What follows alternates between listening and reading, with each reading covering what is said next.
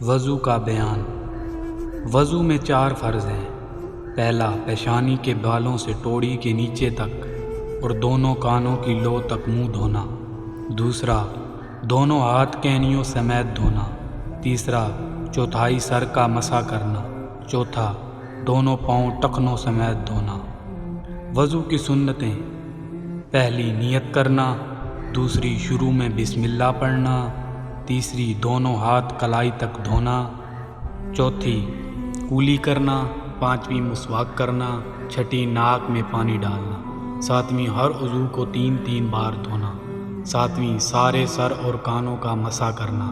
نویں، داڑھی اور انگلیوں کا خلال کرنا۔ 10ویں، لگاتار اس طرح دھونا کہ پہلا عضو خشک نہ ہو پائے اور دوسرا عضو دھل جائے۔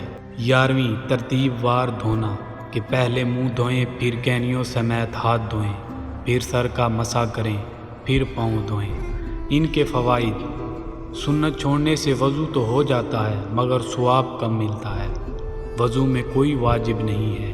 مستحب وضو: یہ چیزیں وضو میں مستحب ہیں۔ پہلا، قبلہ رخ ہو کر بیٹھنا۔ مل کر دھونا۔ دائنی طرف سے دھونا شروع کرنا۔ بچا ہوا پانی کھڑے ہو کر پینا۔ دوسرے سے مدد نہ لینا۔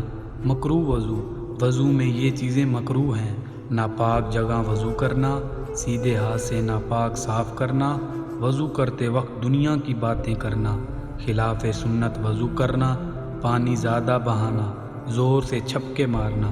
نواقص وضو: ان چیزوں سے وضو ٹوٹ جاتا ہے: پخانہ، پیشاب، مزی، ہوا کا نکلنا، خون یا پیپ نکل کر بہہ جانا، ٹیک لگا کر سو جانا، مست یا بے ہوش ہو جانا۔ وضو کرنے کا مسنون طریقہ: جب نماز پڑھنے کا ارادہ ہو تو دل میں نیت کرو کہ میں وضو کرتا ہوں، پھر بسم اللہ پڑھ کر 3 مرتبہ دونوں ہاتھ کو پونچھوں تک دھو، پھر 3 مرتبہ کولی اور مسواک کرو۔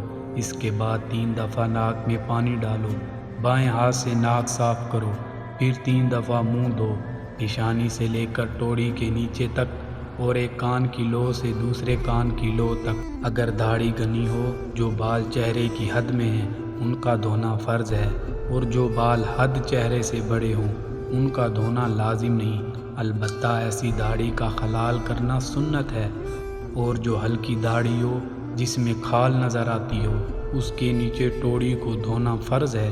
اس کے بعد دونوں ہاتھ کینیوں سمیت 3 بار دھو، پھر مسح کرو۔ مسح کا طریقہ یہ ہے کہ پانی سے دونوں ہاتھوں کو تر کر کے سب انگلیاں برابر ملا کر پیشانی کے بالوں پر رکھ کر گدی تک لے جاؤ، پھر گدی سے دونوں ہاتھوں کی ہتھیلیوں کو واپس پیشانی تک لاؤ۔ اس کے ساتھ ہی کانوں کا مسح کہ کانوں کے دونوں سوراخوں میں شہادت کی انگلیاں ڈال کر انگوٹھوں سے کانوں کی پشت پر مسح کرو۔ مسح صرف ایک ہی مرتبہ کرنا چاہیے۔ اس کے بعد دایاں پاؤں ٹخنوں تک 3 دفعہ دھو، اسی طرح بایاں پاؤں بھی 3 دفعہ دھو۔